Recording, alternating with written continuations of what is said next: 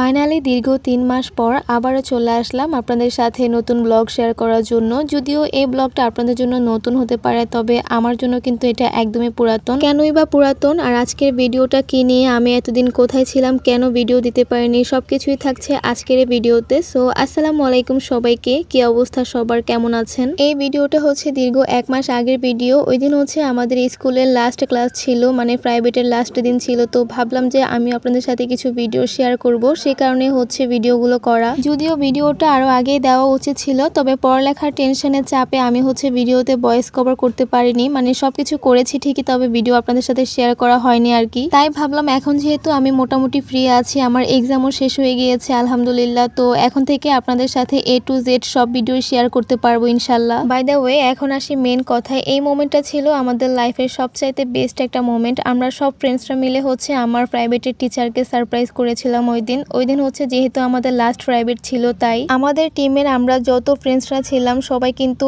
এই টিচারের কাছে আমরা প্রাইভেট করেছি। আর টিচারের কথা কি বলবো, তার কথা না বললেই নয়। তিনি খুবই ভালো একজন মানুষ ছিলেন আর খুবই সৎ মনের একজন মানুষ ছিলেন। সত্যি বলতে আমার মনে হয় না যে এরকম টিচারের কাছে এর আগে আমি কখনো পড়েছিলাম। সবাই তো এখানে অনেক কান্নাকাটি করছিল, সব ফ্রেন্ডসরা মিলে অনেক বেশি শোকাহত ছিলাম। আসলে এই ফিলিংসটা তারাই বুঝবে যারা কেএনআইসিসি এক্সাম দিয়েছে। এই মুহূর্তটা আমাদের প্রত্যেকের মনে স্মরণীয় হয়ে থাকবে, অনেক বেশি মিস করব দিনগুলোকে। আর এই কথাটা ভেবে আমার খুবই খারাপ লাগছিল যে বান্ধবীদের সাথে কাটানো প্রতিটি মুহূর্ত আমি আর কখনো ফিরে পাবো না। তো সব মিলিয়ে হচ্ছে আমরা সবাই মিলে অনেক বেশি শোকাহত ছিলাম। তারপর কেক টেক কাটার পর স্যারকে বিদায় দেওয়ার পর আমরা হচ্ছে এখানে কিছু ভিডিও করছিলাম স্মৃতি হিসেবে রেখে দেওয়ার জন্য। তাছাড়া ওই দিন যেহেতু আমাদের স্কুল লাইফের লাস্ট ক্লাস ছিল, লাস্ট প্রাইভেট ছিল, তো যার কারণে হচ্ছে স্যার আমাদেরকে প্রাইভেটে অনেকগুলো কথা বলে দিয়েছিল। ইভেন এক্সামের ব্যাপারেও আমাদেরকে অনেকগুলো কথা বলে দিয়েছিল। আর এই স্কেলটা হচ্ছে আমাদের সবাইকে স্যার দিয়েছিল একটা করে, 2টা কলম আর হচ্ছে স্কেল দিয়েছে, বলেছে এটাই হচ্ছে তোদের জন্য দোয়া। দেন তারপর হচ্ছে আমরা নিচে চলে আসি আমাদের ক্লাস থেকে। আর ভাবলাম যেহেতু ফ্রেন্ডসদের সাথে আছে কিছু ভিডিও ফটোশুট করে নিই, মেমোরি হিসাবে রেখে দিব।